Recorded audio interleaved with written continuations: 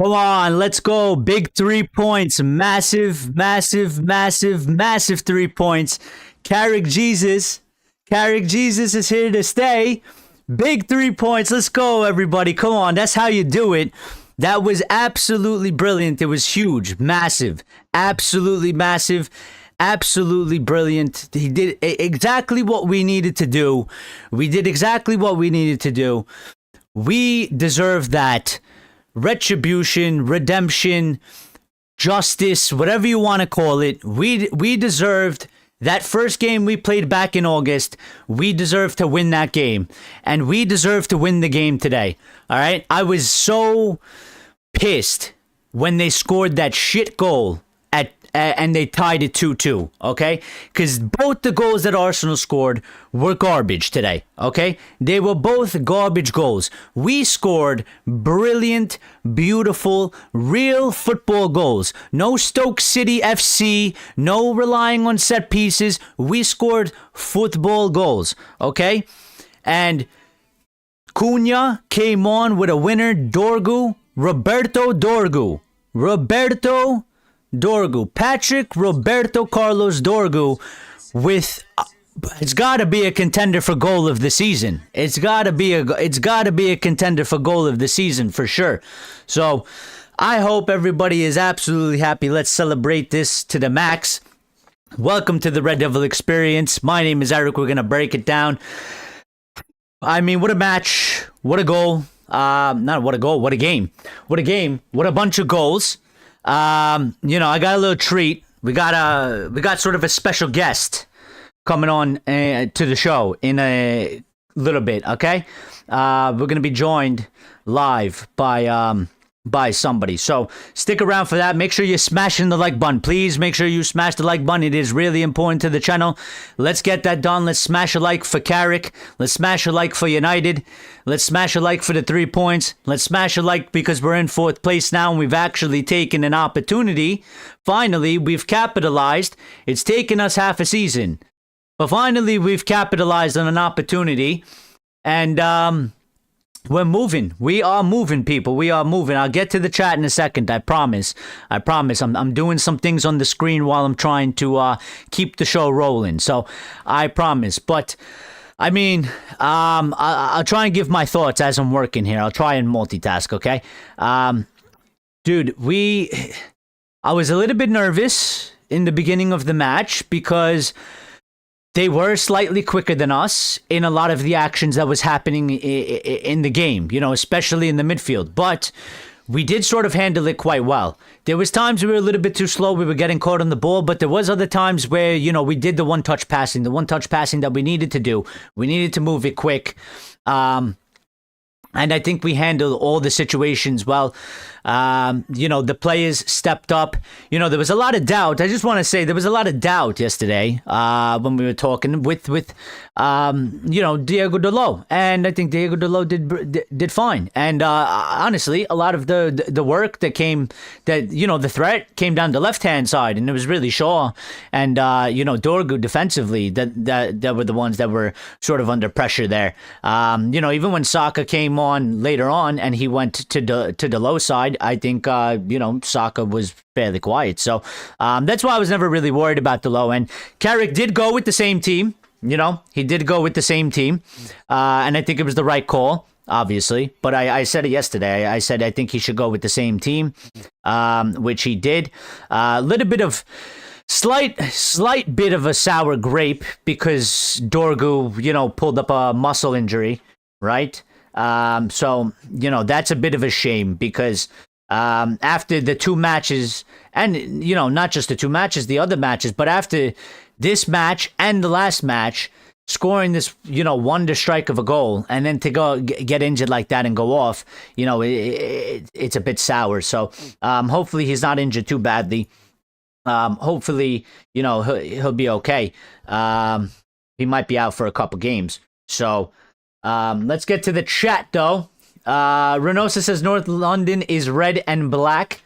And Manchester's red as well. Lucky says, I can't see the chat up above, so I can only, I'm starting where I can start. My God, Arsenal gave Bruno Fernandes what? Got a good pass. Cunha, sweet strike. We just want to have lottery bitball there, half. Lyle is here. Says, hey, Eric and all your Reds, what a match. Lyle called it again. He did. I knew it. I went into the Discord. I wasn't really chatting during the match today. I was on the phone, with my father because we have a giant snowstorm here. So I couldn't actually go to watch the match, but we were on the phone watching the match together.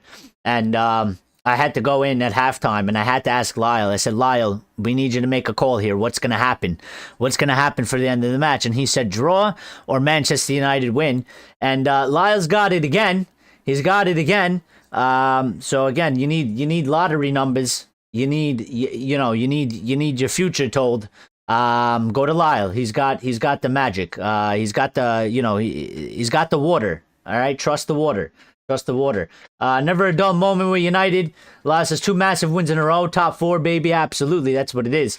Lyle says much better to thumbnail. Listen, I made the first one, in anticipation, way before the lineups came out, and then, I always do that because that's just a placeholder, and then I would switch them out.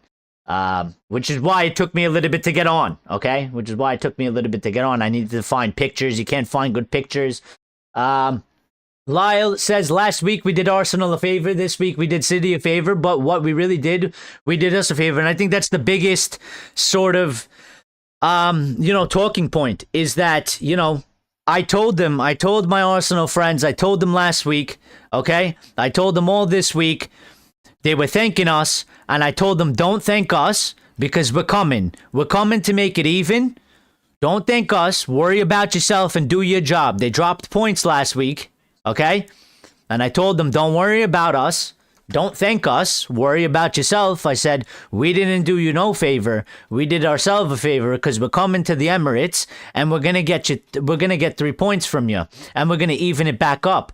So, I don't even look at it like we did City a favor because we beat City. All we did was do ourselves a favor. We played this. This has gone absolutely perfect. It couldn't have gone any better. We took the points against City. We took the points against Arsenal. We're not in a position to win the whole thing. But now it stays tight. Now we're in the better position. We need to get the Champions League. And they got to worry about themselves. So Ray says misery in London. Stay tuned for the special guest. The special guest is coming, okay? I promise the special guest is coming. You don't want to miss the special guest, okay? It's going to be a good one. Gray says we're back. We are winning the league. The protests will stop now. Glazers and Ineos win. Well, they shouldn't. And I don't think they. I don't think they necessarily will. I think we'll see on Fulham against Fulham. That's when we were planning to have the protests, and we'll see how it turns out. But again, just because we're winning, Carrick is doing the job, and the players are doing the job. To me, it has nothing to do with the people running our football club. So we should separate them. Lauren says we'll come second as usual. Arteta knows the feeling. Well, like Uncle Pat once said, the great Uncle Patrice Evra, okay? Arsenal is like watching Netflix. You always have to wait till next season, yeah? And that is still very true. Even yesterday, okay? I was with them yesterday, and I was telling them, you haven't accomplished nothing. You haven't accomplished nothing. You guys are nothing to me. They're sitting there, well, look at us in the Champions League and look at us, we're at the top of the Champions League. I said, you know what that means for the Champions League? I said, that L is coming later when it matters most as well. I said, you should have taken it earlier. And I believe that as well. So, Ray says, we didn't sit back. We came and played, to win. Yeah, we didn't sit back. We had to, we had to do what we had to do. You know what I mean? And listen, I think we played the game beautifully. They had possession. We had to do what we did. And we took our opportunities. We took our chances. And, I'm not even surprised because I've watched a lot of Arsenal. I watch a lot of Premier League. When United's not on, when it's not United match day, and we're not playing at the same time as others, I watch all the other teams. I've watched a lot of Arsenal. Sometimes I go and I watch the match because it's the only decently good match with my friends that are Arsenal fans, and I'll watch Arsenal. So I wasn't surprised that they started sitting back a bit deeper. They do that a lot in their matches. They lose a bit of momentum in the match. They start dropping a bit deeper. And, we started to really get comfortable when they were doing that. And I think they were really trying to hit us on the break at one point, and it wasn't really working out for them. So, Lawrence says a historic victory greeted with silence in North London. We need more of our Red Army up here. We do. I'm getting to the chat. I'm trying to catch up, okay? I promise. Daniel Carranza. Carranza. That's my buddy. That's my friend. That's my friend. That's my friend. Daniel Carranza is here. Says 2 golazos. 2 golazos. That's right, Danny. You know what it is. I'll see you in a bit. Danny. Sebastian, hi, mate. So happy to be here again. Let's go, buddy. Let's go. We're running it up today. Sebastian says, we'll soon be a member and help you with the community. Appreciate it, brother. So happy with the Cunha goal, my mate. Big up, Sebastian, yes. Ryan says, I hate Arsenal more than City.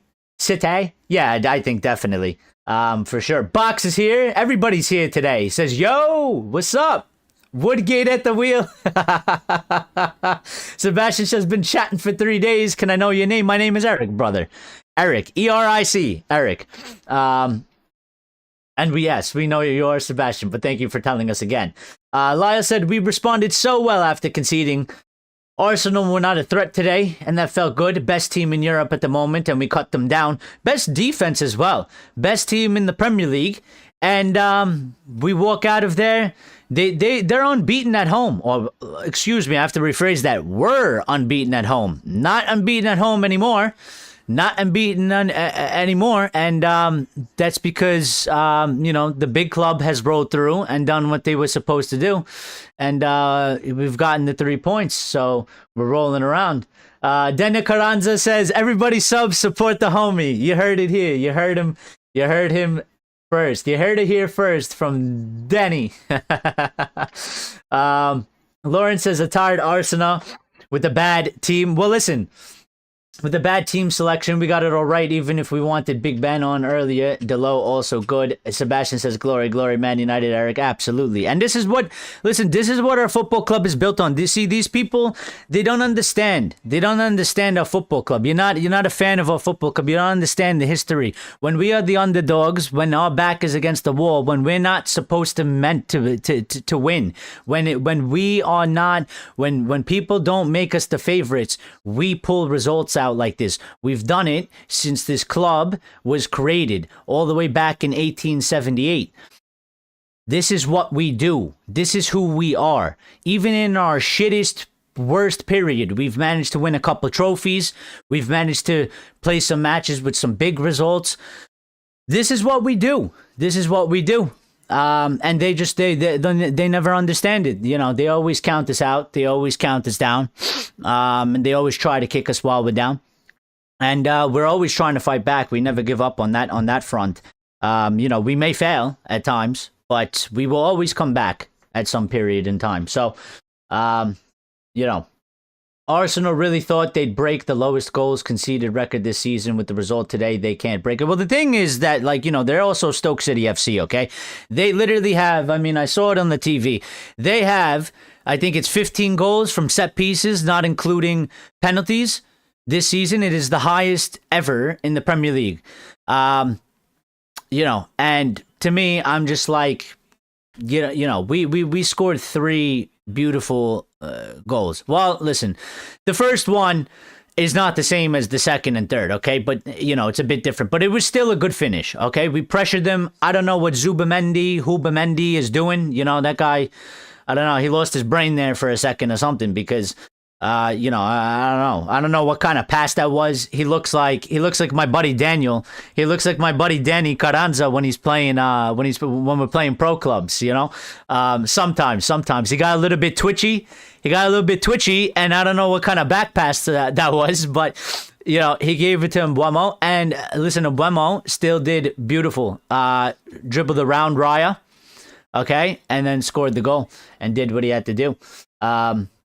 But here's the special guest. You want the special guest? Because I've been telling you the special guest is coming. That's not the special guest. Okay, the special guest is here. I'll give you the special guest in just a second. Okay, the special guest is here. You want to see the special guest? We're going to be joined live by the special guest. Here he is. You want the special guest? Here he is. Arteta Choke! This is the special guest. We're joined live here by Senor Arteta Choke. How are you feeling, Senor Arteta Choke? Sorry, I held the mic the wrong way. Senor Arteta Choke, how are you feeling? I think it was a match that we deserved to win. We had set pieces and we scored, but you know, I don't know. Arteta Choke. Arteta Choke is here. Yesterday we had Humpty Dumpty slot, okay? We had Humpty Dumpty slot. Now we got Arteta Choke, okay? And we have Carrick Jesus, all right? Carrick Jesus. Carrick Jesus, he's staying here, okay? He's staying here. He's staying in my hand. He's staying here. He's not going anywhere, all right? He's not going anywhere because we won. And that was the deal we made. If we lost, he'd go away. But if we won, God's okay with it. Humpty Dumpty fucking slot.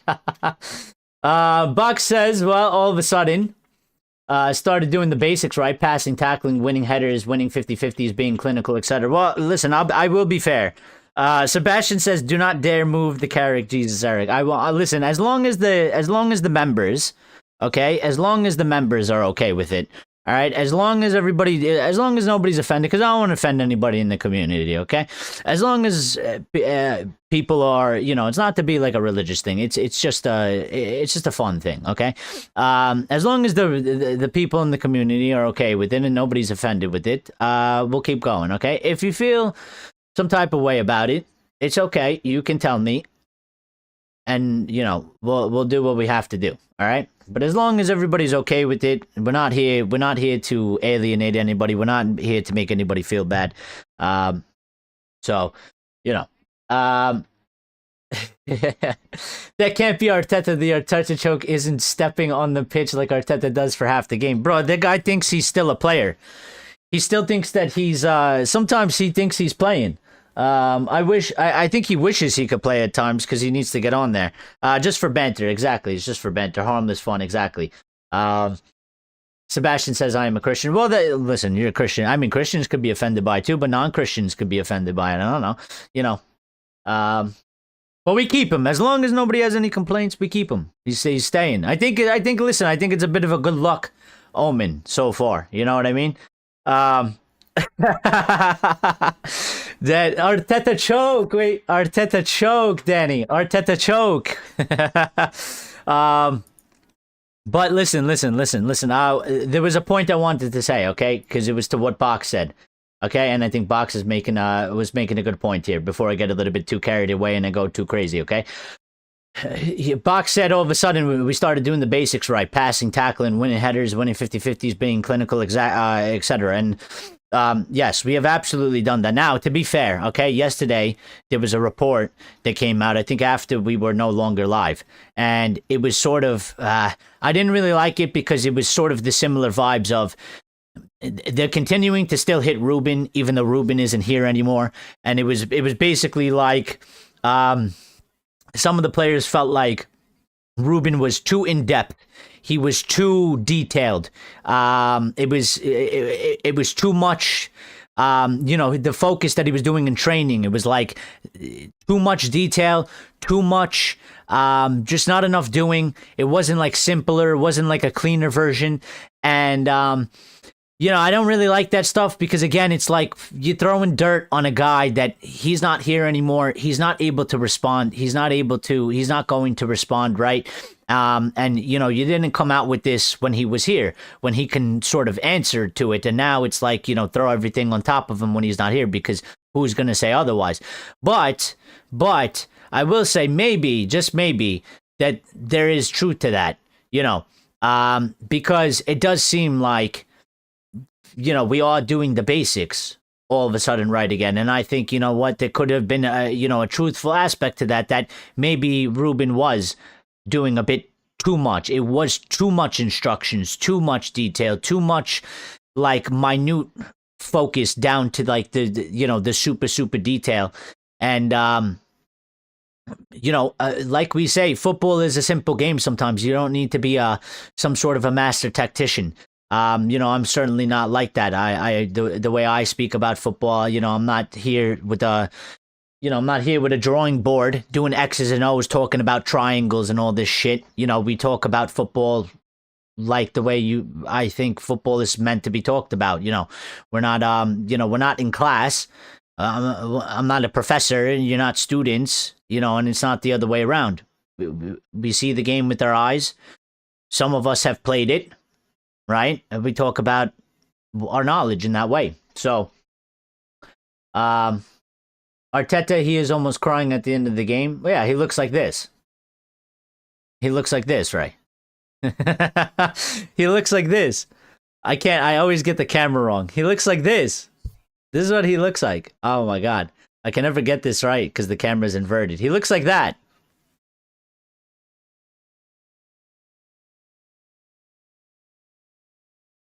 Do I look like Arteta? Do I look like Arteta joke? Artichoke. I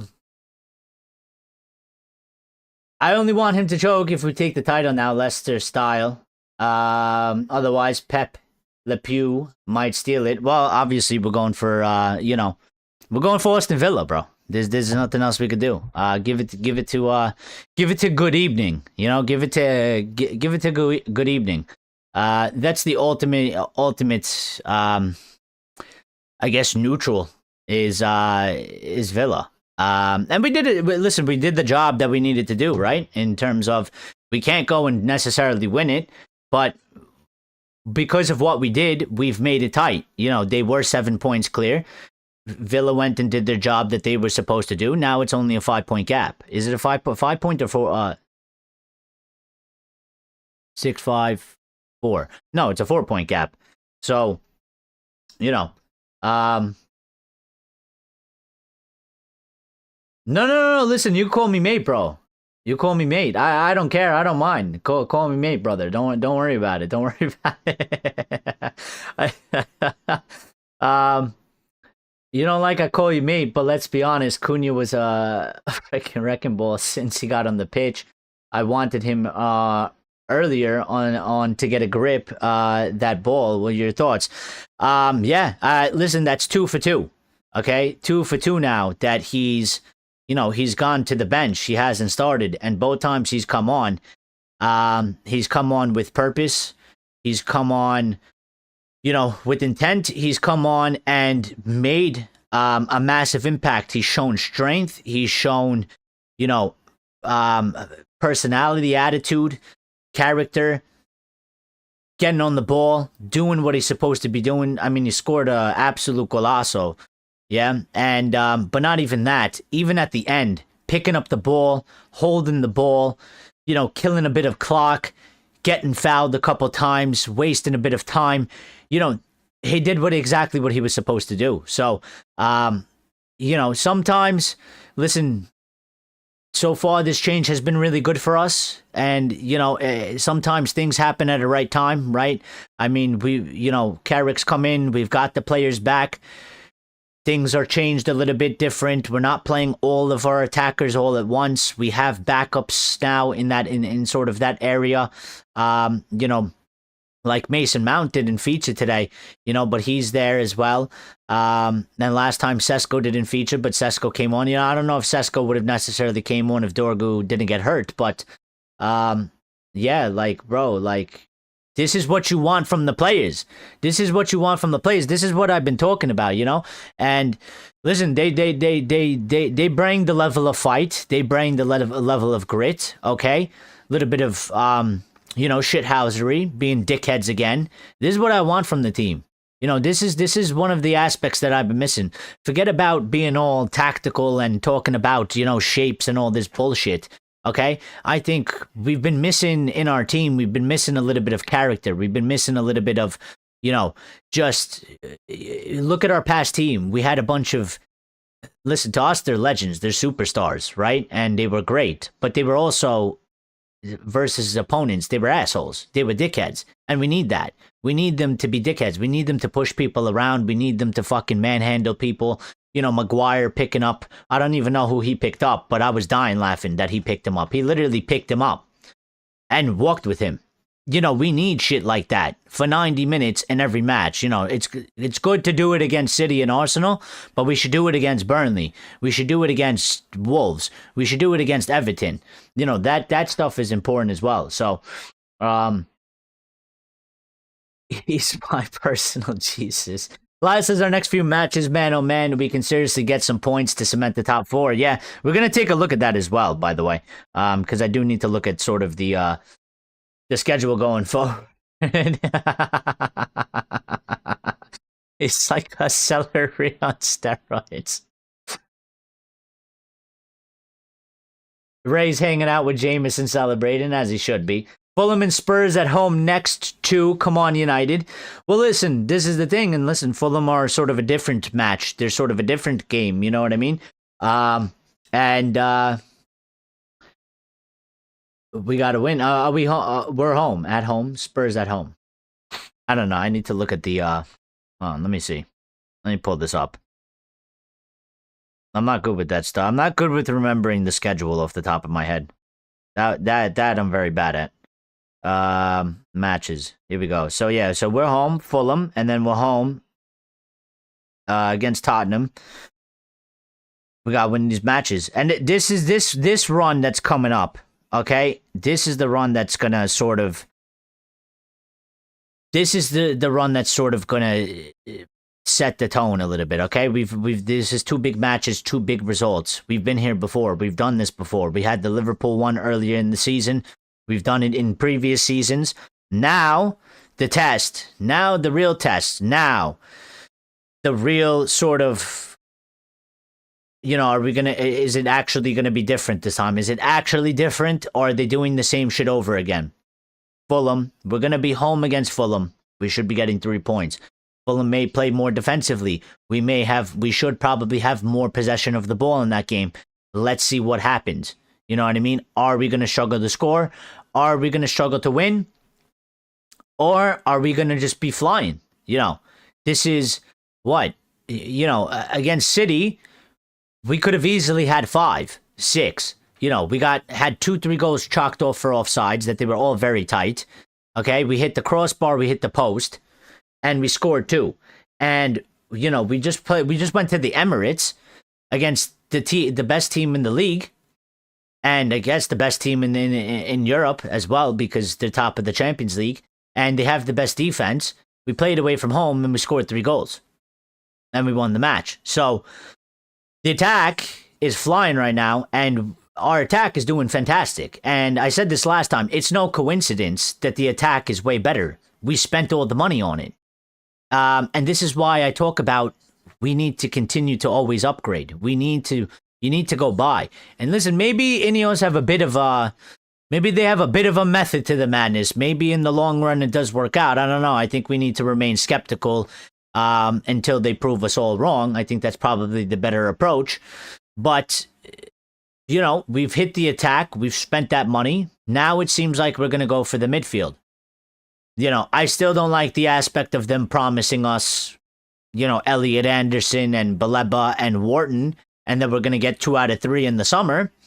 And the way they speak about it, like it's almost like some sort of a certain guarantee. Because, you know, they need to have a backup plan for if shit goes wrong, shit goes sideways. So, but it seems like we're going to spend a bunch of money on the midfield. It seems like they've compartmentalized this. We've hit the attack. Now we're going to hit the midfield. And maybe then we're in a spot where, you know, we don't have to necessarily, like Ray said last time, we don't have to buy 8 players, and we don't have to necessarily spend, like, you know, looking to spend all that money. We don't have to buy 8 players every window, you know, because we've done it in the proper way in terms of we've hit the attack. The attack should be good. Maybe you switch out 1 or 2 players here going forward, and then we're rolling. And sort of the the standard core of the team is set. We need to set the standard core of the team. We need to have that solid base, that solid foundation, and I think the attack has that right now. The midfield is obviously the next one that needs to be revamped, redone, and set. And then I guess we have a little bit of the defense because we do have Heaven, we do have Euro, and there is still Martinez, and there is still De Ligt. So, I don't think the defense is one that is necessarily like it needs major reconstruction. You might just need to add a piece or two, So, reach out and touch Faith, Red Army. Our legends are still big headsets for no some. We're playing as a team and for each other. Yeah, I mean, we are. We are. And we're doing what we're supposed to be doing in terms of, playing like a, the players are doing their jobs. They're looking out for each other. But I think, like, so far, what we've seen under Michael Carrick so far, okay, which, by the way, still undefeated, Michael Carrick is a Manchester United manager, head coach, whatever the hell you want to call him. But yeah, like, listen, I don't know. Maybe I do feel like right now at the moment he has simplified it. I think he's come in and simplified it. I think the players are reacting to that quite well. And maybe even the coaching staff is helping as well in terms of who he's got around him. Jonathan Woodgate at the wheel, and I forgot his name. The one that was with England. They're doing what they're supposed to be doing. So, dude, I want to make this smaller, dude. What did I do? Where it's, I forgot which image it's on. No, it's not. That's Carrick Jesus. Dude, where is it? Oh, it's this one. I just want to make this a bit smaller. Okay. It was from my phone. So,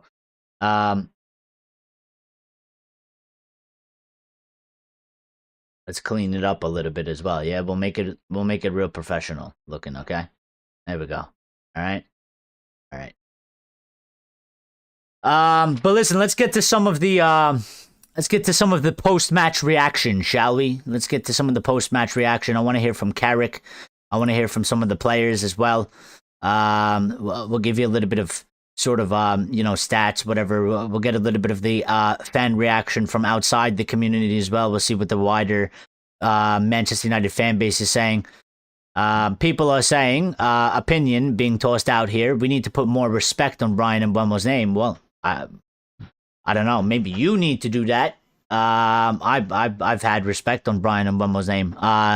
This man is world class, and that's saying it simply. 10 GA in all comps so far. Elite finisher, constant goal threat, worth every single penny we paid for him. I second that, and I always believed in him anyway. I think if you go back throughout all these shows that we did from the time that we signed him, or even right before we signed him, not even right before we signed him, when we were being linked to him, that, we were looking at him, I was looking at him, and I said, listen, this guy, he's got pace, he can finish, he can pass, he can dribble, but he's also got a bit of strength to him.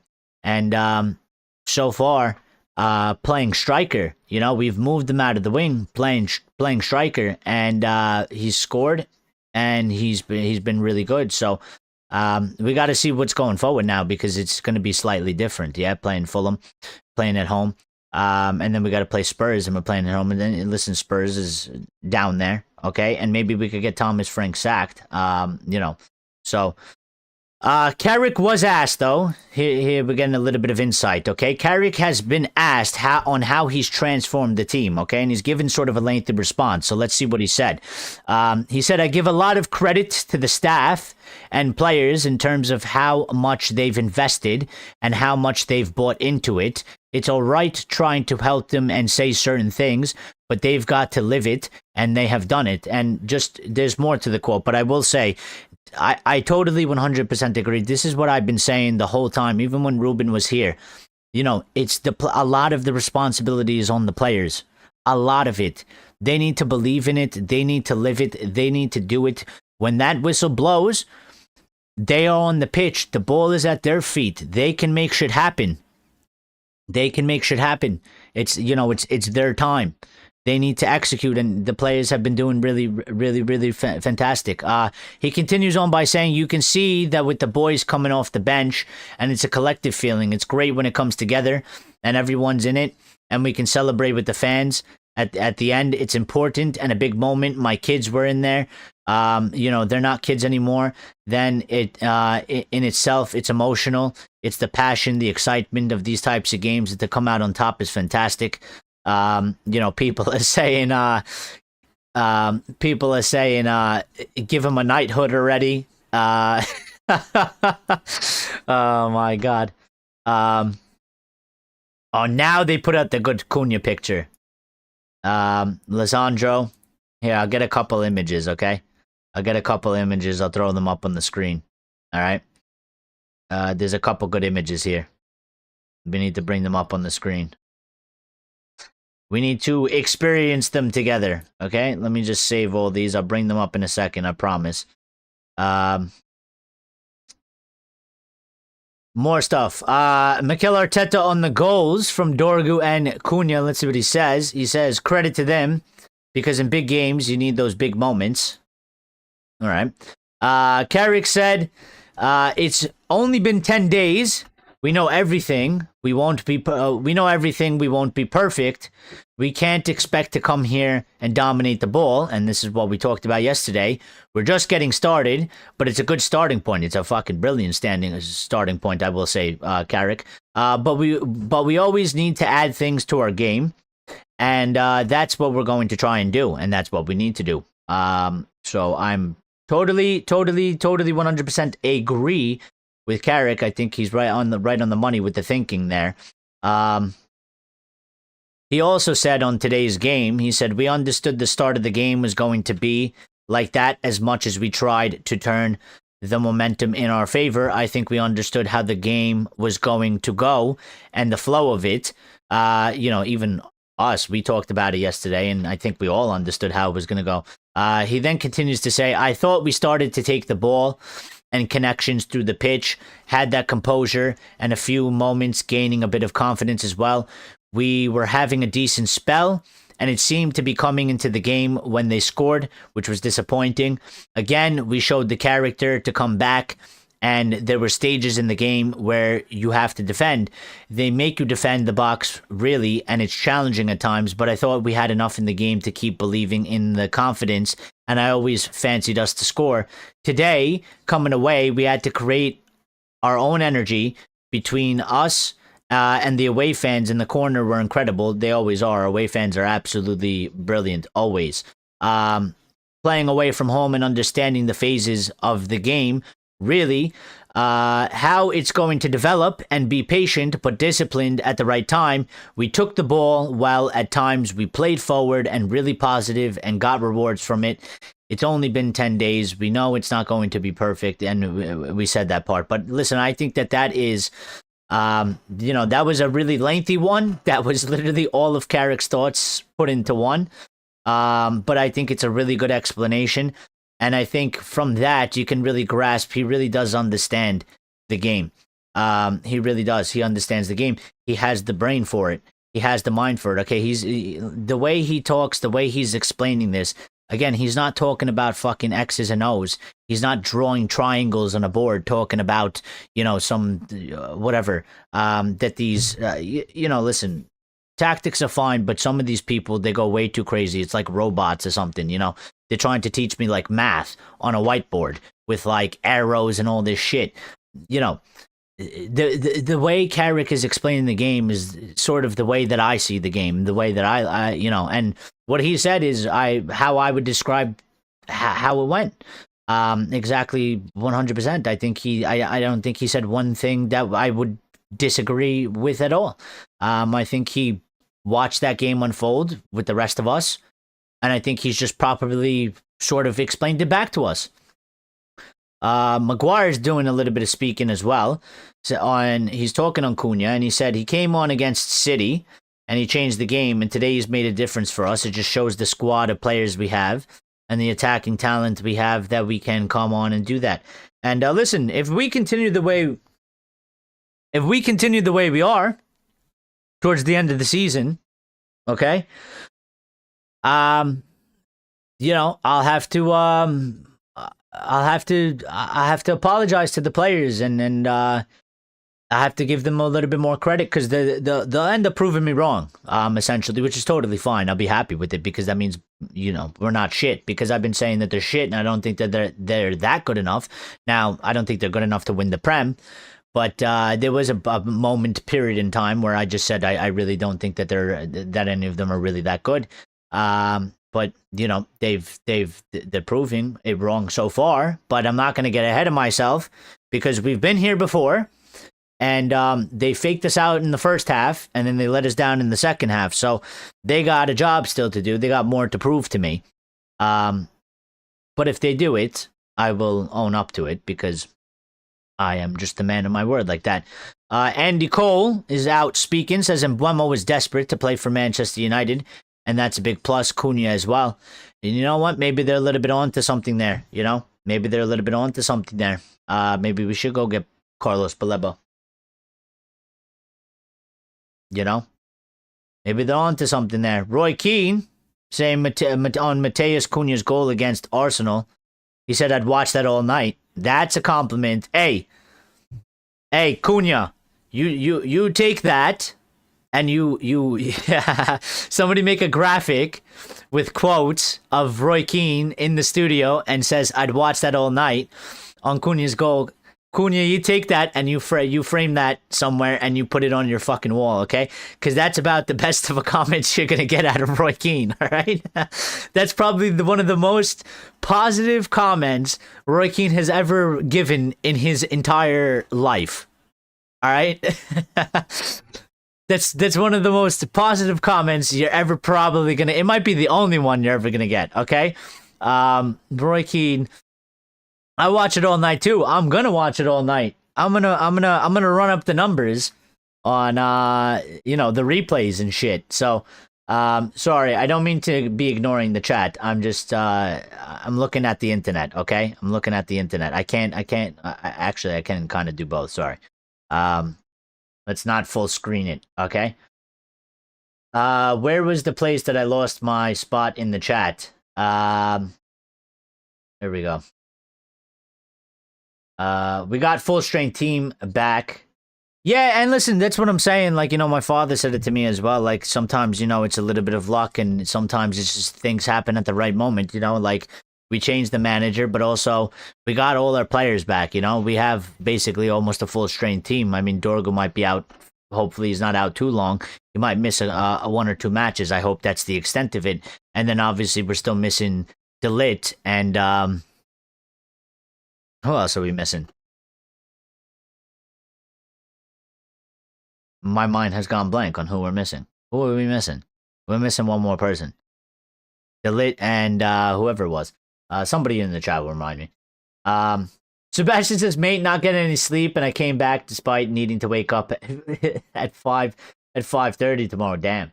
Nah, you can't sleep. I mean, how you gonna sleep, Sebastian? I'm not sleeping either.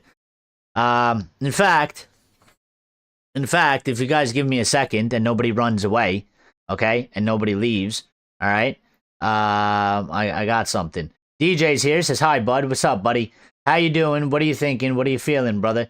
Love that right hand, dude.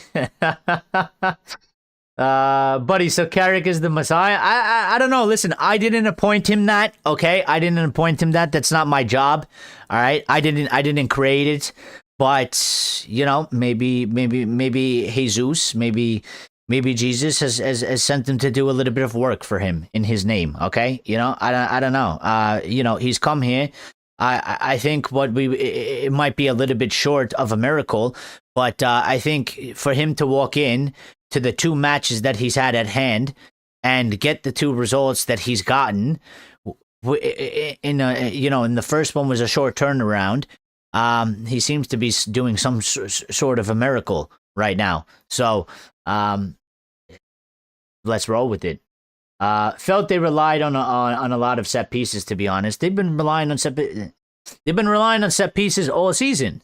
They have 15 set piece goals. They have the highest, I think, ever in a Premier League season ever. And we're in the end of January, so there's going to be more. And they've been doing that quite a lot as well.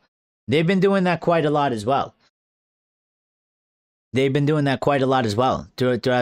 some of their games that they have played this season, they haven't been able to score from open play. They haven't been able to create, like open play, like really good open play goals and stuff like that. And, the 2 goals that they scored today, they were shit. They were shit. They were cheap goals. It was like the first one that we gave them in the first time we played them back in August. We gave them a cheap, shitty goal that, they didn't do anything in the first match to deserve to win the match. And, they had the possession, but look at the goals we scored. Look at the goals we scored. And look at the job we did. So, we're winning. We've bet the best in the league, and you're still the rest. Who's still the rest? I don't know what you're talking about. Depressed.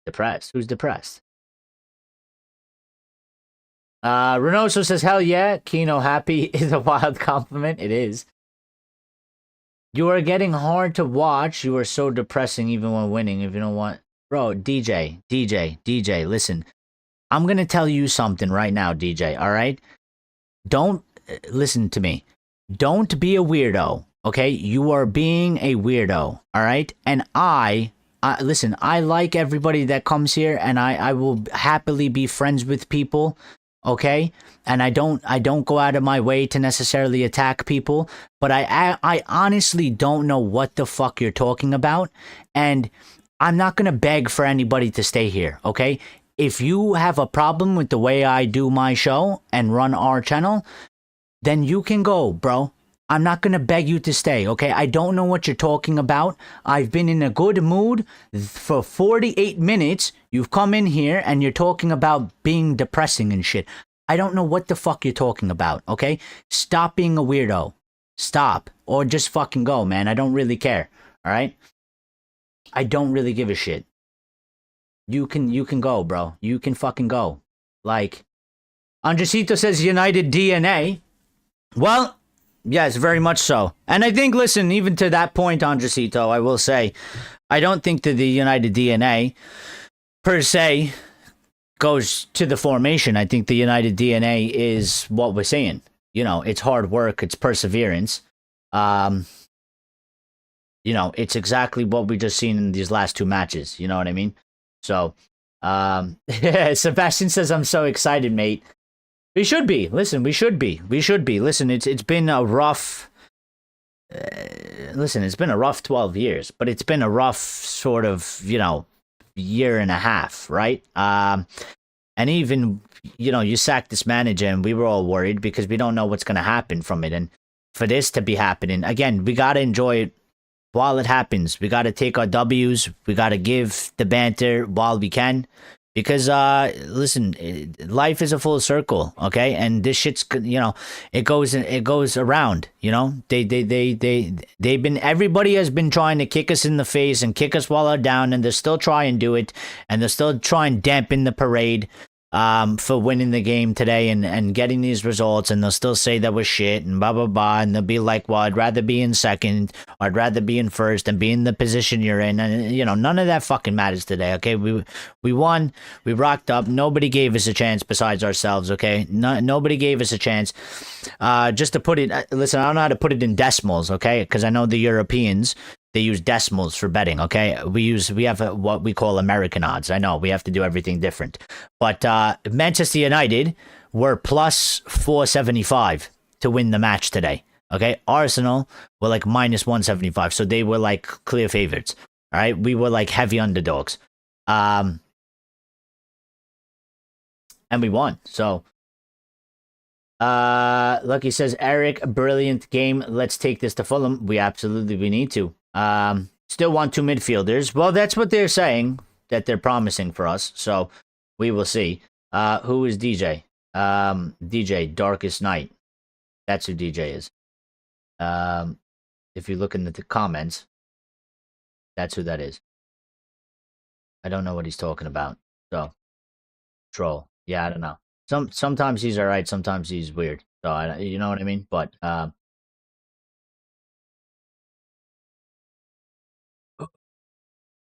mind don't mind about him, my mate. It's just he's just. Oh. Listen, it's all right. You listen. The trolls can come, bro. Let the trolls come. I'll troll. I'm not afraid of the trolls, bro. I'm not afraid of the trolls. The trolls can come. The trolls can do whatever they want. The trolls have no power, bro. They can try and troll me. They could get me mad. I don't give a shit. I have no problem getting mad. I'll give them. Listen, there's a lot of these people in this space. This is the one thing I will say. There's a lot of people in this space, okay? There's a lot of people on the internet that they get all, to try and put it politely, they get fussy and bitchy and what, bro, these people don't know me, okay? You don't know me. You don't know where I came from. Nobody on the internet is going to do fucking certain things. You're not going to get me to act a certain way, okay? In fact, you're probably going to get a response that you're not used to getting from people that go on the internet, all right? In seeing my face. So, yeah. The show has been buzzing since last week. Maybe he's drunk.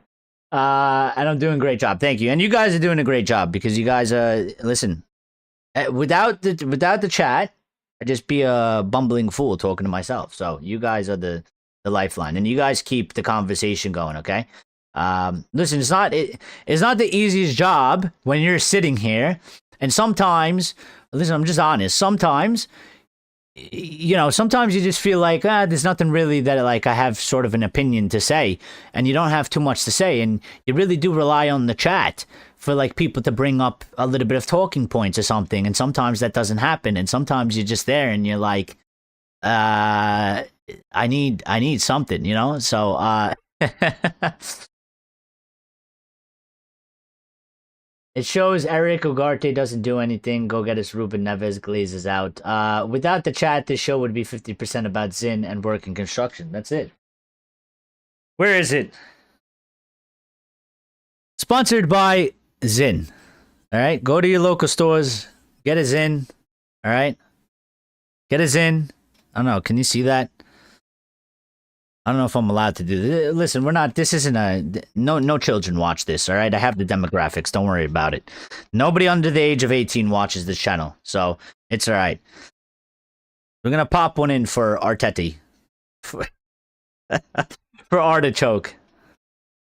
Oh, I can't do it because the overlay is wrong. I was gonna give Artichoke one. I think he could use it. He might be a bit stressed out. All right. Popping a little Zin. You're ready to go. Sponsored by Zin. All right, sponsored by Zin. Where was I? I got lost in what I was doing. I was looking at some of the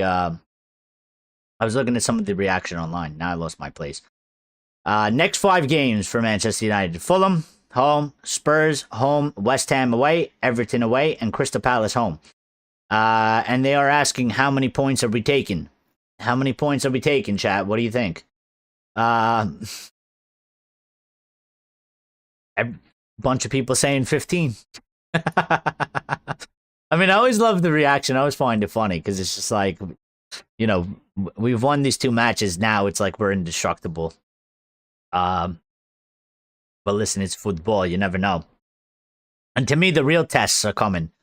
All right, this is the real test. Because again, we always seem to do something crazy, you know, when we play the big teams. We seem to do that. But for me, you know, if it's really going to be different, if things are actually changing, if Carrick has actually come in with the coaching staff and the players have taken it on board and they've made the real change, then we'll see it against these teams. We'll see it against Fulham. We should see it against Spurs. Okay, definitely against West Ham. Definitely against Everton. You know, and West Ham is away and Everton is away and Crystal Palace as well. Listen, we beat Crystal Palace under Ruben, but you know, we couldn't beat Everton. And we couldn't beat West Ham. And now we're going to play away. So it's going to be these similar games. You know, we're probably going to have more possession of the ball. We're probably going to control the game. And they're going to play, you know, tighter, low block. And that to me, I'm excited for these matches. You know, I was I wanted this match. I talk about I want the big matches. You know what I mean? I want the big matches. You know what I'm talking about? I want us to play the biggest matches because I want this to be tested. But I'm actually really excited because I want to see these games. I want to see, because to me it is the biggest indication of if it's real or not. If I think to me it'll give me the answer of, I don't know exactly what they've really done. I don't know exactly to a T what Carrick said, what Carrick's changed, what they're doing on the train to a T. 100%, I can't tell you. But whatever it is, we go through these teams and we beat them, and maybe we look comfortable as well. And you say, listen, whatever it is, I don't even care really what it is. I don't really care. Whatever it is, whatever he's done, it's worked. And that's all that would matter to me. Whatever he's done, it's worked. And it's fucking great. I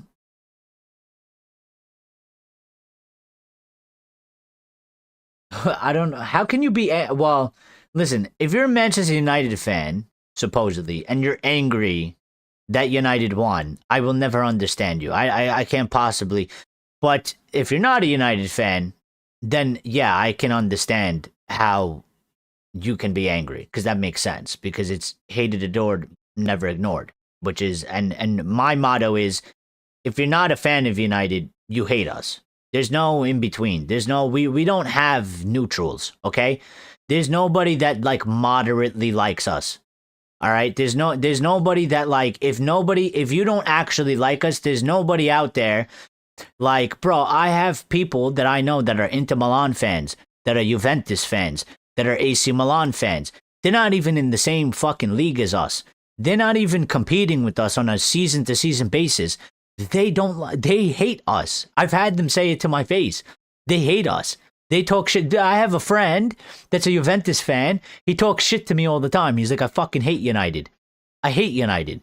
This is what I'm saying. Like, if you're not a fan of us, you hate us. There's no in between. So, but if you're a United fan, and I've explained this before, listen, there was a point, okay, when I, like for Solskjaer, even Mourinho, okay, even Van Gaal, all right, where I was like, listen, they probably need to go. You know what I mean? It's done.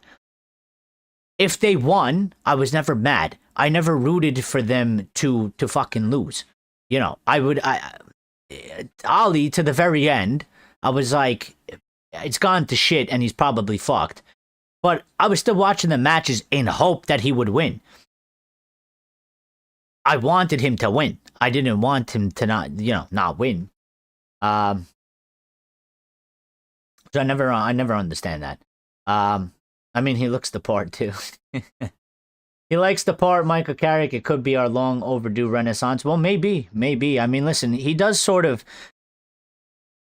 I don't know. Maybe I'm getting carried away as a fan. Maybe I'm not, maybe I'm being biased here. But he sort of...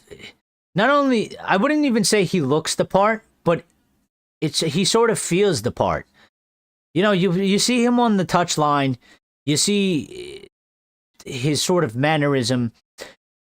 He has like this certain aura about him that it almost feels like he belongs. You know what I mean? He belongs in this spot. So I don't know. Again, I will still say no decision should be made until the season is over. Okay? We should don't listen.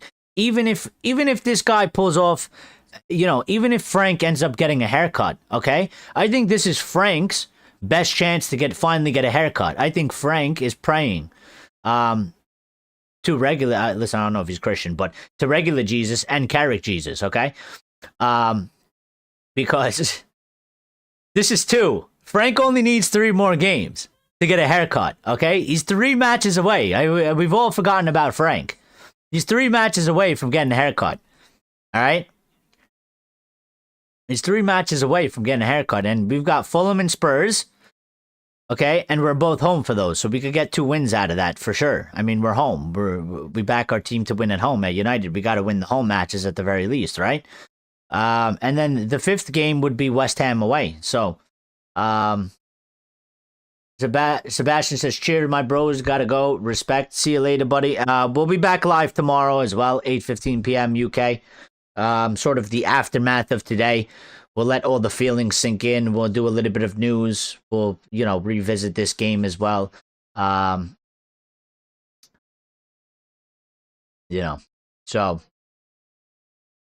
Lucky says, Eric, I want our players to take personality spirit to Fulham. They have to. And it's not just the Fulham, Lucky. They got to do it every match, every single match. That's what the United players are expected to do. 1 game at a time, Eric. 1 game at a time. Listen, I get it. And they need to handle it 1 game at a time. But what I'm saying is, it could happen. Could happen. Let's see. We'll come back to earth. Don't worry. Tomorrow. Today, let's go a little bit wild. Carrick giving his thoughts. And Carrick saying the same thing you're saying, Lucky. And this is the right message, and this is what I expect from the manager, and this is what I expect the players to understand. Us fans, we're allowed to do what we need to do. But, he said we won't get ahead of ourselves. We still need to improve. The upcoming matches are just as important, and they absolutely are. Mr. Goldbridge still pushing for a continental appointment. Do you mean from like a... By continental, do you mean from like outside of the league?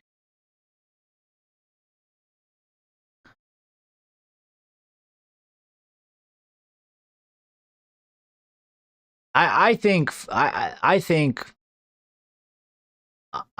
it's unfair to say that we can't consider Carrick for the job because of Ali. Okay, I think it's a different period. It's a bit of a different sort of era. It's a different team. And they're different guys, okay? And just because they both played for us, I don't think it's fair to Carrick to discard him and say, well, he can't get the job because we gave it to Ali and look how that went, okay? It doesn't really mean anything, all right? They're not the same people. They play different positions. They have a different understanding about the game. They've had a different sort of career path in management as well. The only thing I will say is that I don't think that the club should do what they did with Ali in terms of they shouldn't. They've said that they're not going to make a decision till the end of the season. No matter how good he does, they should not then turn around on it. They should let the season end, evaluate all the options, and make the decision that is best for the club at that time. But I do think there is a couple things that can sort of lean in Carrick's way. Number one is there is a World Cup. I think that leans in Carrick's way because ultimately some of the options we would have to wait for them to sort of finish the World Cup. Maybe you can have, I don't know how difficult it is. Maybe they're focused. They don't want to talk about it. Maybe some of them are willing to discuss now and maybe they can announce it later or something like that. But I think that leans in his, for him because he's here. And if he does well and you decide to go with Carrick, well, you have the manager. So then you don't have to worry about waiting so long. You can go focus more on the transfers. We can start, with the business. If we don't go with Carrick, it's going to be more of a delayed process, and the World Cup is going to be a bit of a hindrance. It's already a hindrance with some players, but it'll be a hindrance on both sides. It'll be a hindrance with probably the manager, and then it'll be a hindrance with players. So I think Carrick has that aspect leaning for him, and then I think the other aspect that will lean for him is if he ends up getting Champions League and he continues to do what he's doing now, and we keep winning matches, and we have a strong finish to the end of the season, and we convincingly finish in a top 4 spot, I think that leans heavily into his case as well. So, absolutely unfair to make an Ollie appointment, though Ollie got his famous bounce. Ali comparison, I mean. Oh, yeah. Lucky still wants Xavi Fernandez. My feeling is that coaching, formation, and tactics assembles the right midfield, not Hollywood signings. If they're not available. Listen, I don't know if Xavi is the best option. I don't really rate Xavi too much. So, lucky your English seems to come more from the United States than perfect. Lucky is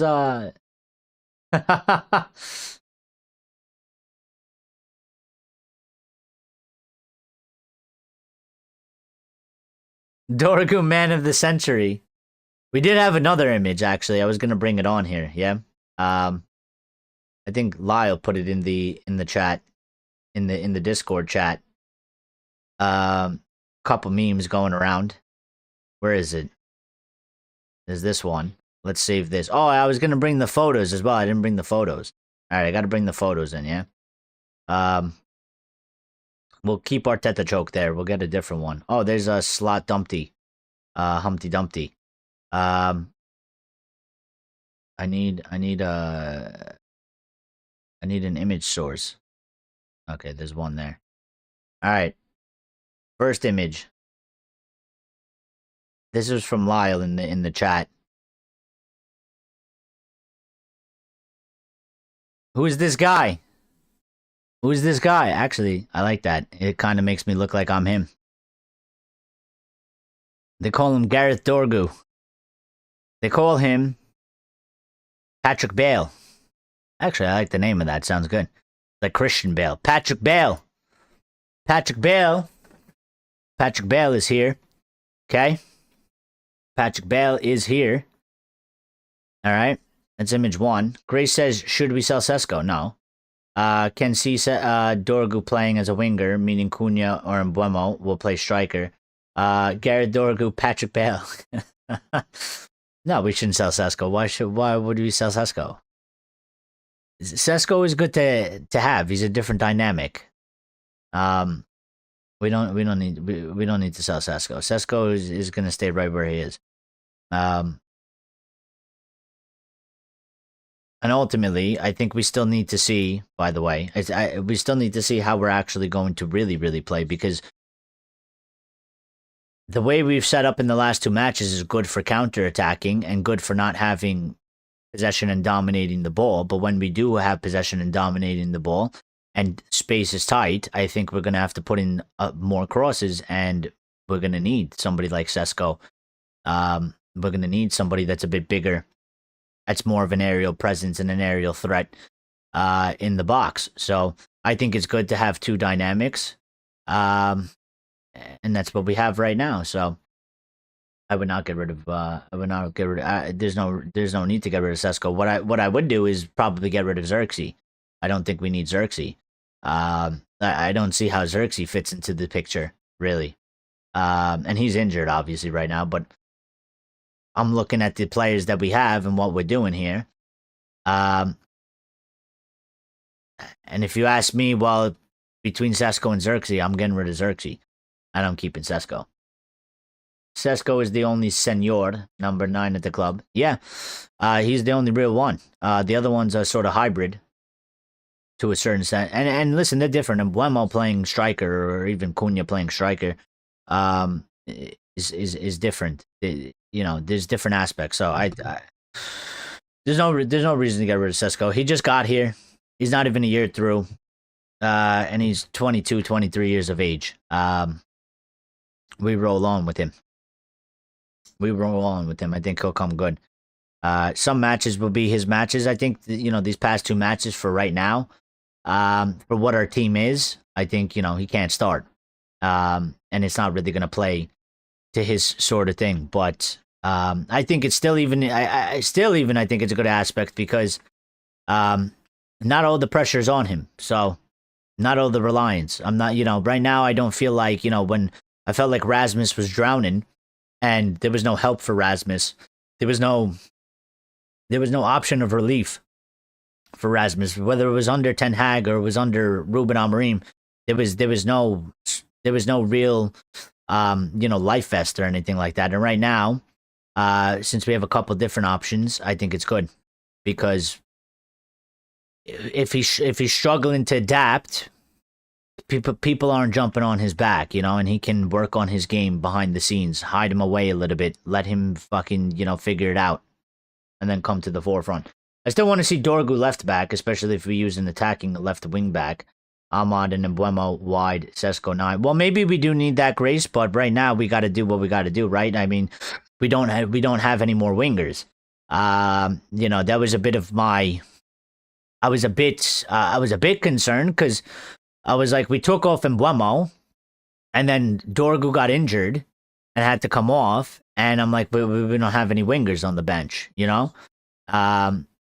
So, and then Cunha had to go to the left, and defensively, it was a bit of it wasn't ideal because Cunha doesn't have necessarily that pace that maybe Drogu has, and they had very quick wingers and quick players out wide, and it looked a bit, nervy. It was making me a bit nervous out there. But we handled it, and we came out on the other side. But yeah, and I think they're still looking.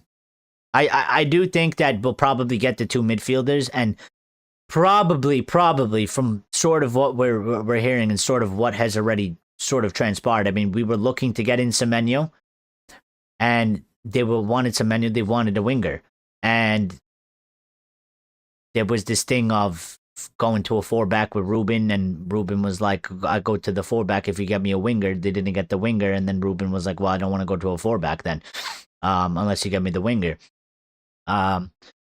But Carrick has done it, and he's put Drogu there. But then going forward, I wouldn't be surprised if we end up getting another winger then. We do have Lacey down there, but, he's still a kid. And if we're going to be back in Champions League, we're going to be back in all the competitions. We need a lot of depth. So, Sesko can start against the low block like Fulham at home. Yeah, and maybe he will. Let's see. I think that's what I get excited about. That's what makes it interesting for me, is that now it's going to be sort of different types of matches. And I want to see what Carrick does. I want to see what the team does. I want to see what the players do. I want to see how we're actually going to be when we actually have 60% possession, and we're dictating, and the other team is sort of sitting back. Or sitting down a bit, because if we get answers for that, that's one of the biggest stumbling blocks we've had for a while now, is that we always struggle to unlock the smaller teams. We struggle to unlock the teams that sit back and, just low block teams and not a lot of space, and we don't end up scoring a lot of goals, and then we do end up conceding. So I do want to see that aspect. Sesko scored 2 against the low block at Burnley, and that's what I saw. Mason Mount, Cunha not for sale. Very important. Oh, absolutely not. Well, listen, I don't know about Mason Mount, but Cunha is definitely not for sale. There's no way. Diallo is not for sale, and Mbeumo's not for sale.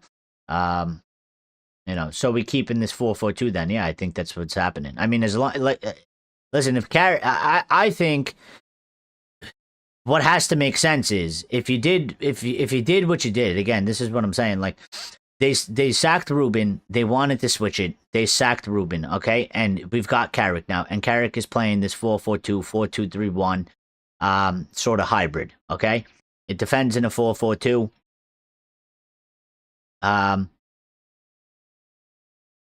Whether he stays or not, I think from the decision they've made in terms of Ineos and, Wilcox and whatever, if you don't keep Carrick, even the guy that you go get, that guy's got to play a 4-2-3-1, a 4-4-2. So I think that's here to stay. I think that's not going anywhere. Maybe you could do a 4-3-3. It's a bit similar. It's not exactly the same, but they're all sort of different variants of themselves, so it is a bit similar. But yeah, I think we gotta keep it, Grace. I think so. So Lucky says sell Ugarte. Lucky absolutely hates Ugarte. Cash says that was an amazing game, full kudos to the players and belief. that they had every time Arsenal scored. It's clear we needed to sell Ugarte, Xerxes, Mount at first. Well, yeah, I think Xerxes. I think. Listen, as it sits right now, and things can always change, but as it sits right now, I think he's probably one that will go. I don't know what they plan to do with Mason Mount. I think what happens with Mason Mount depends on what happens with Bruno Fernandes as well. I think that will have a big impact because I think if Bruno ultimately ends up leaving, then I don't think Mason Mount will leave. I don't know. Right now, I don't really know if I feel like Mason Mount is actually going to go anyway. So, but we might have one too many players there, yeah? So I don't know. Ray says, we were good, perfect plan for the game. 2 games, 2 good wins, performances. Yes, absolutely. The 4-2-3-1 is not perfect as we huffed and puffed for half an hour against the dominant Arsenal this afternoon. It is one of the most balanced formations, though.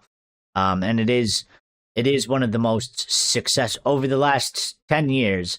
It has been, statistically, it is one of the most successful formations because if you look at the teams that have won titles across the top 5 leagues, a lot of it has been with 4-2-3-1s.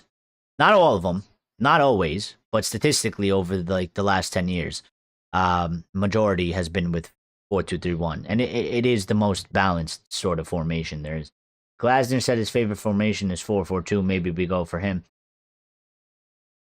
Maybe. I mean, I'm not really liking what's happening with him at Crystal Palace and sort of the downfall from there. And also, I think as well. I mean, I don't really know Glasner's background, but to me,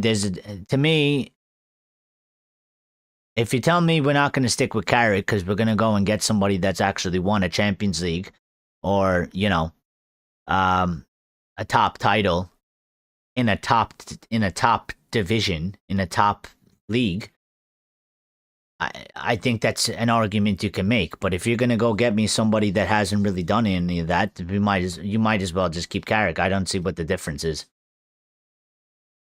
I don't see what if you try to tell me like, well, we'll go get Areola, it's like, well, we might as well just keep Carrick then. But what has Areola done? I don't know. Glasner's sister. What has Glasner done? Has he even won like anything of some sort of significance besides what he won with Crystal Palace?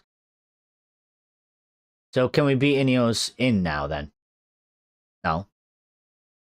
They have more work to do. They have to prove more. They have more proof that they got to do, that they are not full of shit and that what they're doing is right. They have a long way to go. They have an absolutely long way to go. Starting with the rest of this season, okay? They'll justify themselves and maybe sacking Ruben and that it'll work out, okay? That starts there. Then they have to make a manager call. All right, that's going to be important, what they do there. All right, then they got to go out and do the transfers for the summer, and we got to see how they're gonna do that and who they're getting in. And then we got to see how all of that gets put together, and we go into the next season. They have a lot to prove. Why should we give up Michael for a small three-team coach? Middlesbrough is a big team too. Palace are nothing. I'd take Areola over Glasner for attacking drama, but only after Michael is fired. Yeah, to me again, it's about a level. Like if you tell me like we're not gonna get, to me it's like if you're saying that Ancelotti is coming in and you're not gonna stick with Carrick. Okay, it makes sense to me. It's they're two different standards. It's two different sort of levels, not standards. It's two different levels. It's two different types of a manager. But if you're gonna go get me, like if you say like, why don't we get Eddie Howe? It's like, why don't we just keep Michael Carrick then? What is the difference between Eddie Howe and Michael Carrick? What is the difference between Glasner and Carrick. What's the difference between Areola and Carrick? If you tell me Tuchel, who's won Champions Leagues, if you tell me, those are different types of guys, then I can understand it. But otherwise, it's like, if you're going to go get some other guy, then it's like, I don't know.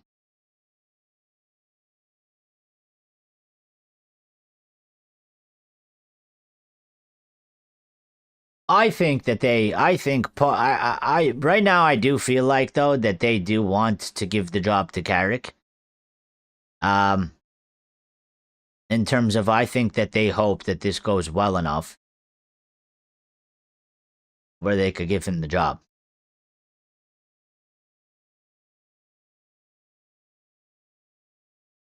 I kind of feel that way. I think that they ultimately, if it goes well enough, I think that that's probably what will end up happening, because I think that aspect for me about the World Cup and not knowing the managers and not being able to get certain players and not really knowing the direction and all that sort of stuff, I think all of that goes away if Carrick does well, and they could just appoint him May 28th or whatever it is, I don't know. Because they're saying to wait till end of the season. They're waiting to see what managers, sort of high profile managers, are going to be available. But it'll be weird to end the season and then you literally were going to sit there for about, over a month, waiting for managers to get exited out of the World Cup so that we can sit down and have discussions with them. So I think they're kind of painting that picture just in case it doesn't go well with Carrick, that they will then come out and say, well, we always said that, we were going to wait to make a decision. And then they'll lean more into that camp. But I think if it goes well, I think they'll just end up giving it to him. But listen, I think we do have to go because I do have other. Today is sort of a jam-packed thing for me. Okay, there's NFL playoffs, and I know you guys, not a lot of you care about the NFL playoffs, but my team is playing right now. And the match has started, and I am missing it. So, Michael Carrick is a short-term appointment. He's going to a championship team. You don't know that. You don't know that. What do you mean? How can you say that with the absolute guarantee? You don't know that. If he gets his top 4 convincingly, and we do well, but what stops them from saying we'll give him the job? They could do that.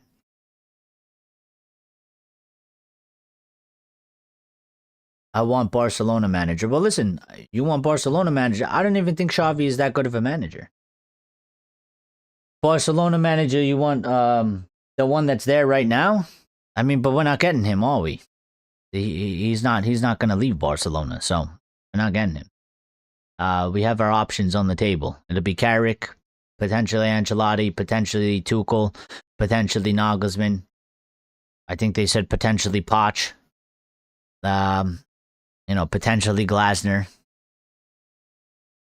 Those are our options. So, but listen, I do got to get out of here, okay? I did lie though. Hold on, real quick, before we do get out of here. There was a couple images, okay? Here's one image. All right. I wish they put this image out earlier. I could have used it for the thumbnail. That would have been great. That would have been great. They put it out way after. I needed a high-res quality image. Would have put this out. United put these up as well. So you got this going on here. Whoa. How's that? High quality stuff here. We're having a party tonight. Enjoy NFL. Absolutely. Absolutely. High quality stuff here. Mr. Lisandro the Butcher Martinez. Okay, here's another one.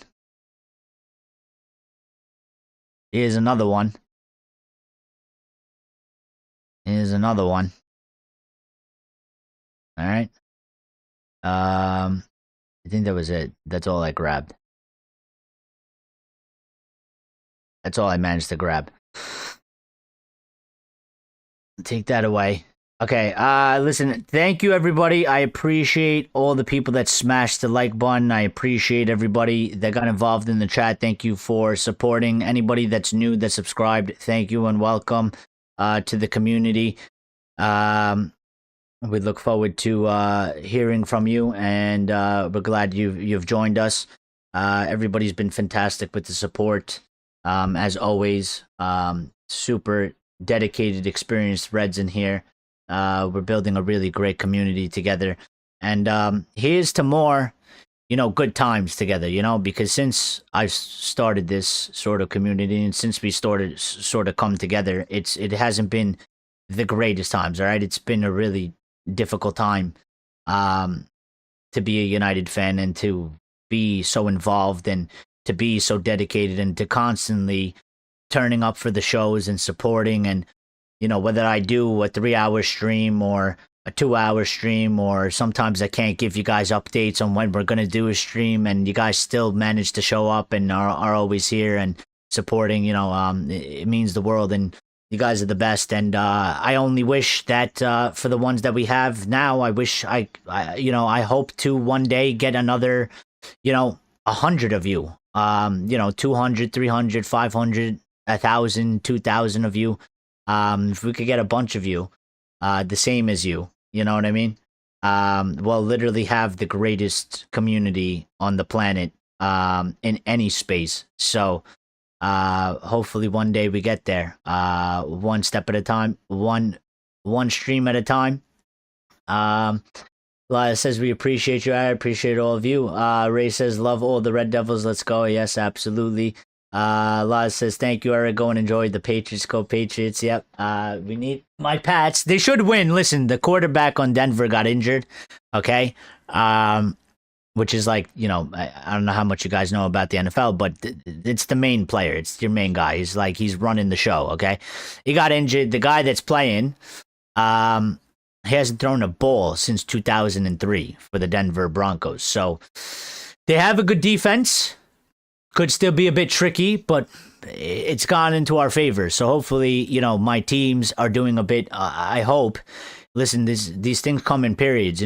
United used to be on top. The Patriots used to be on top. My Knicks were never on top since I've been alive, but they are doing technically better. The Yankees used to be on top as well. There's my baseball team. They still have a little bit of work to do to get back to where they used to be, but these things come in eras, I guess, to quote one of our former managers, and hopefully we start turning around everywhere. The Patriots close to a Super Bowl 2 seasons ago. I thought we were going to be shit for the next 5, 6, 7 years, so the fact that we're close to it is massive, you know what I mean? And hopefully the same thing goes for United, and we actually get back to where we need to go, Axe says GGMU, we are united, we are glorious, we are united in glory. We absolutely are, buddy. We absolutely are. All right, guys, listen, I'm getting out of here now for real. I know I say that too many times, but for real, I'm getting out of here now. Thank you guys. Appreciate you. GGMU, United. Let's go, guys. We'll be back tomorrow, okay? 8:15 p.m. UK, Monday. Hopefully, none of the electric goes out because we got a winter storm going on right now, okay? So far, things are holding up. So, as long as I have power, as long as I have internet, we will be back tomorrow, 8:15 p.m. UK. We're going to do a little bit of, sort of the aftermath after we calm down. We'll kind of go back over this match. We'll talk about any news that comes out. Maybe we'll get some transfer updates and stuff. So I look forward to seeing all of you there. Axe says good night, Glaze is out. Good night, Glaze is out. Absolutely. Had to prepare a worksheet. I am really ill, but I am here. That was the best medicine. Don't worry, Axe. We'll talk about it tomorrow, okay? Take care of yourself. Feel better. Do the things that you need to do. Don't worry about it, my friend. We will be back live tomorrow, okay? So everybody enjoy the rest of your Sunday. Go watch the highlights, run up the highlights. You know, go watch match of the day. Soak it in. Maybe have a glass of wine. If you don't drink, have a glass of your favorite drink. Enjoy it. Relax. It's a Sunday. And we'll see each other tomorrow, okay? Be good, guys. Stay safe. Ciao now. Hasta luego. Hasta luego.